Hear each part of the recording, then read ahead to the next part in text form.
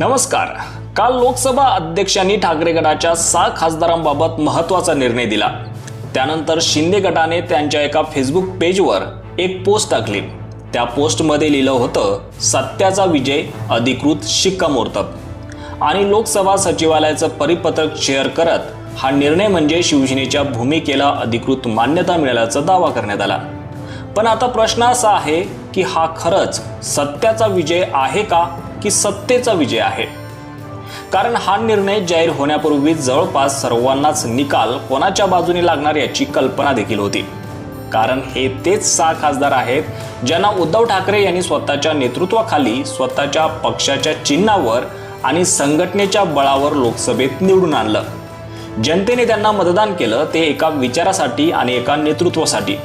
परंतु आज तेच खासदार शिंदे गटात गेले आणि त्यानंतर लोकसभा अध्यक्षांनीही त्याच बदलाची अधिकृत नोंद घेतली। मराठीत एक म्हण खूप प्रसिद्ध आहे, चोर तर चोर वरून शिरजोर। आधी आमदार पळले, नंतर खासदार गेले आणि आता त्यालाच सत्याचा विजय असं म्हणत विजयाचा जल्लोष केला जातोय। विशेष म्हणजे याच निर्णयानंतर शिंदे गटाकडून उद्धव ठाकरे यांनी आत्मचिंतन करावं असंही सांगितलं जात आहे। पण इथेही एक प्रश्न उपस्थित होतो, आत्मचिंतन नेमकं कोणी करायचं? स्वतःच्या ताकदीवर निवडून आलेले लोक दुसऱ्या गटात गेले ही जनतेची इच्छा होती की सत्तेचं आकर्षण? हा प्रश्न आज अनेक मतदार विचारताना दिसत आहे।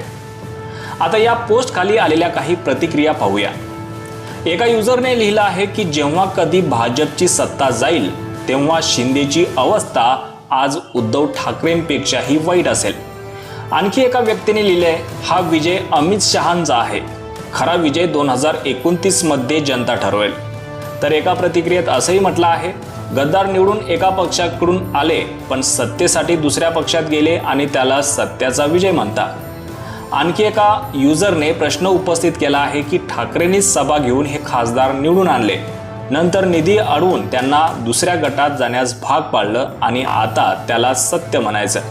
म्हणजेच सोशल मीडियावर या निर्णयाचं तीव्र विरोध होताना दिसत आहे। शेवटी निर्णय लोकसभा अध्यक्षांचा आहे आणि त्याची अधिकृत नोंद झाली आहे, हे वास्तव आहे। पण या निर्णयामागे राजकीय नैतिकता, मतदारांचा कौल आणि सत्तेचा प्रभाव याबाबतचे प्रश्न मात्र कायम आहे। आता तुम्हालाच विचारतो, हा खरंच सत्याचा विजय आहे का की सत्तेच्या बळावर मिळालेला विजय? तुमचं मत कमेंटमध्ये नक्की लिहा। अशीच राजकीय बातम्या पाहण्यासाठी व्हिडिओला लाईक करा, शेअर करा आणि चॅनलला सबस्क्राईब करायला विसरू नका। धन्यवाद।